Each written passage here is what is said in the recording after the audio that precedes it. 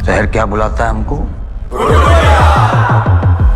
दोस्तों, Mirzapur season 2 release हुआ था 23 अक्टूबर 2020 को और सीजन खत्म होते होते सबके लिए कुछ सवाल छोड़ गया था। क्या मुन्ना भैया सच में मारे गए? क्या सच में अखंडानंद त्रिपाठी के होते हुए गुड्डू भैया मिर्जापुर की गद्दी पे अपना हक जता पाएंगे? और क्या होगी शरद शुक्ला की अगली चाल? सीजन 2 के 3 साल 4 महीने 25 दिन और 2 घंटे बाद सीजन 3 की अनाउंसमेंट होती है और फैंस की खुशी का ठिकाना नहीं रहता।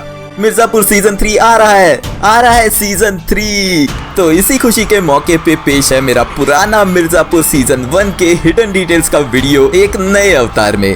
भूल तो नहीं गया हमें?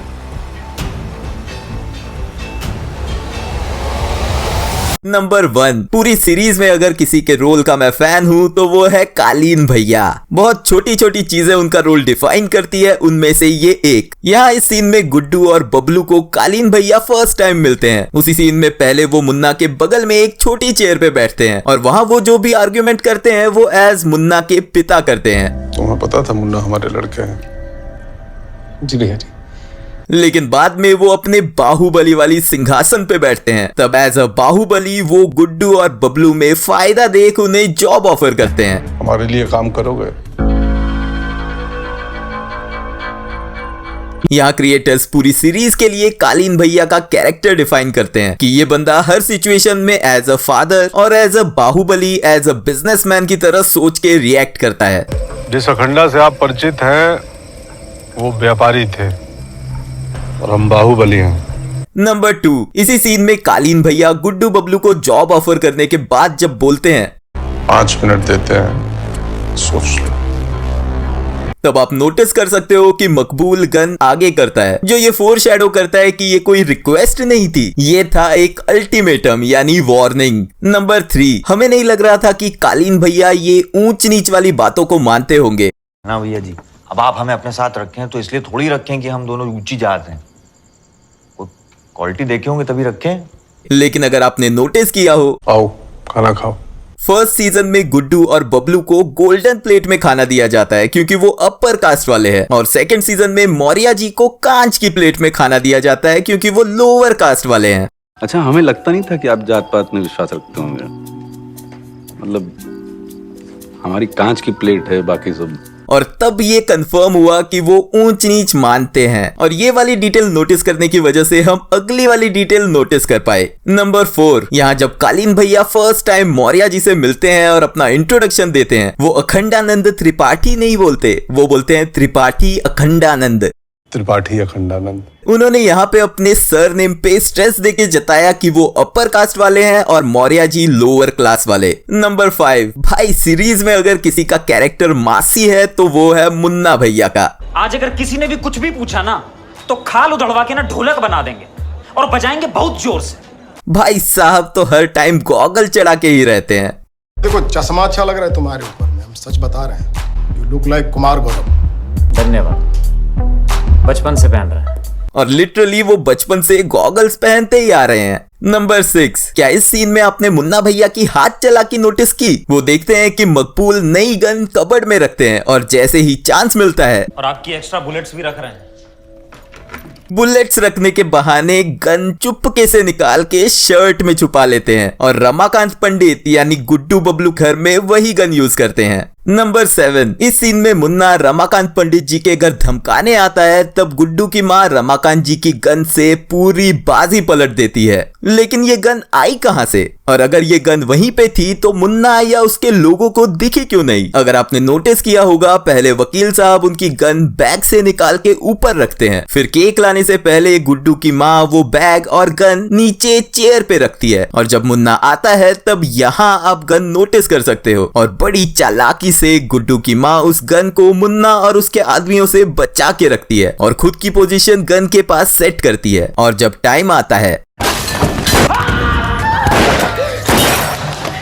नंबर 8, आप सोच रहे होंगे कि मैं गुड्डू की माँ क्यों बोल रहा हूँ, क्योंकि उनकी केमिस्ट्री ही अलग थी, जो आप यहाँ नोटिस कर सकते हो। दोनों की same to same reaction. Number 9, ये रहे अपने सबसे बड़े त्रिपाठी। उनके क्या कहने, उम्र का लिहाज तो उन्होंने कभी किया ही नहीं, लेकिन क्या लगता है आपको उनकी उम्र क्या होगी? यहाँ पे आप नोटिस कर सकते हो उनका डेट ऑफ बर्थ, जो बाबूजी का कैरेक्टर निभाने वाले एक्टर कुलभूषण खरबंदा जी का रियल में भी है। नंबर 10, बाबूजी की तरह उनकी गन की भी अलग ही स्टोरी है। फ्लैशबैक में आपने उनकी ये वाली गन देखी होगी। प्रेजेंट वाली स्टोरी में यहाँ तक वो उनके पास ही होती है, लेकिन बाद में वो गन बीना त्रिपाठी के पास आप देख पाते हो, जो उसने बाबूजी से चुराई थी। नई गन ला दी है मकबूल, पुरानी इतना ढूंढे मिली ही नहीं। नंबर 11, बाबूजी तो हमेशा वाइल्ड टीवी चैनल देखते रहते हैं, ये आपको पता है। और अगर आपने नोटिस किया हो तो उसमें जो चल रहा है वो सीरीज के एक्चुअल इवेंट्स को फोरशैडो करता है। फॉर एग्जाम्पल, अगली पीढ़ी के लिए बीज और चरम सुख के मिलने के बाद ये शेर शेरनी के किस काम का। नंबर 12, शो में कंपाउंडर का रोल निभाने वाले अभिषेक बैनर्जी शो के कास्टिंग डायरेक्टर भी हैं। और डिटेल ये है कि शो में उनकी डेथ 2 एपिसोड पहले ही फोरशैडो की गई थी। एक बार गले पे फेर दो तो आदमी का मुंह से नहीं गले से कुल्ला होता है। नंबर 13, वैसे भी इसको हाथ में लेके हम करेंगे क्या? कभी हमें कहीं बचाने के लिए तुझे गन चलाने की जरूरत पड़ गई तो सीख ले तू भी। ये वाला सीन फर्स्ट सीजन के क्लाइमैक्स को फोरशैडो कर रहा था। बंदूक नहीं चलानी आती प्रेसिडेंट साहिबा को। यहाँ अगर गोलू को गन चलाना आता तो शायद स्वीटी की जान बच जाती। नंबर 14, शो में गोलू का तो असली नाम आपने नोटिस किया होगा, और मुन्ना भैया का तो आपको पता ही है। फूलचंद त्रिपाठी और मुन्ना। फूलचंद त्रिपाठी बहुत चूतियों टाइप नाम लगता है। लेकिन क्या आपने बाकी सभी के नाम नोटिस किए? यहाँ आप गुड्डू का नाम गोविंद, स्वीटी का नाम स्वरागिनी और यहाँ बबलू का नाम विनय नोटिस कर सकते हो। नंबर 15, यहाँ आप गुड्डू बबलू का एड्रेस देख सकते हो, मुकेरी बाजार मिर्जापुर। मुकेरी बाजार नाम कहीं सुना हुआ लग रहा है, राइट? ब्रजेश जी, मुकेरी बाजार का कौन है कबूतर? राजन मिश्रा।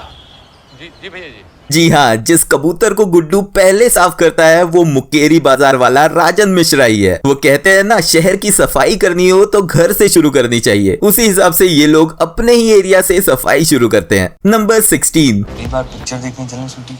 सलमान की लगेगी तो चलेंगे। यहाँ ये स्वीटी ऐसे ही नहीं बोलती, वो सच में सलमान खान की फैन है। यहाँ आप उसके रूम में सलमान के फोटोज नोटिस कर सकते हो, और अपने गुड्डू भैया द रॉक के फैन है। नंबर 17, यहाँ इस सीन में गुड्डू दहेज में गुड लक मांगता है। दहेज लेंगे?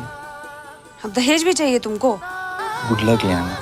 और स्वीटी सच में वो लेके भी आती है। यहाँ आप उनकी शादी में उसकी टर्टल वाली रिंग देख सकते हो, जो गुड लक के लिए पहनते हैं। और ये सबको पता है कि ये गुड लक गुड्डू को फर्स्ट सीजन के क्लाइमैक्स में बहुत काम आता है। नंबर 18, लक से याद आया, इस सीन में गुड्डू बबलू दोनों का लक अच्छा चल रहा था, इसलिए दोनों बच जाते हैं। और ये सीन इसलिए खास है क्योंकि ये पूरा 2.5 मिनट का सीन कंटिन्यूअस शॉट, यानी इसमें एक भी कट नहीं है। नंबर 19, यहाँ इस रूम में बबलू और गुड्डू को डिसीजन लेने बिठा दिया जाता है। अगर आप नोटिस करोगे तो ये उनके सिचुएशन को फोरशैडो कर रहा है। वो जिस राह पे जाने वाले हैं वो इसी रूम की तरह डार्क है। उजाला एक झरोके से आ रहा है जो उनका एकमात्र बाहर जाने का रास्ता है, लेकिन वो भी अनरीचेबल है। नंबर 20, लेकिन जब दोनों कालीन भैया के व्यापार में जुड़ जाते हैं, पूरा सिस्टम चेंज कर देते हैं। थोड़ा स्टाइल बदलना पड़ेगा कालीन भैया। इन बुलेट्स के काम के लिए आप औरतें और बच्चों को रख लीजिए।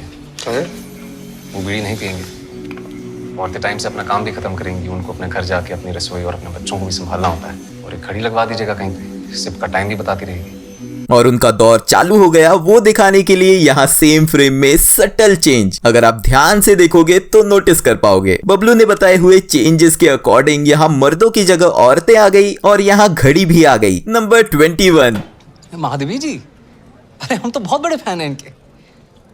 नहीं देखिए, आप कोई मिसअंडरस्टैंडिंग नहीं रखिएगा, हम सच में बहुत बड़े फैन हैं इनके, हम कोई लाइन नहीं मार रहे हैं। यहाँ सच में बबलू लाइन मारने के लिए नहीं बोलता, वो सच में उनकी बुक्स पढ़ता है, जो आप यहाँ नोटिस कर सकते हो। नंबर 22, जैसे ही गुड्डू की कंपटीशन पास आती है वो लिक्विड इनटेक कम करता है। भैया जी, पानी छोड़ दिए हैं कंपटीशन। दूध तो पी लीजिए।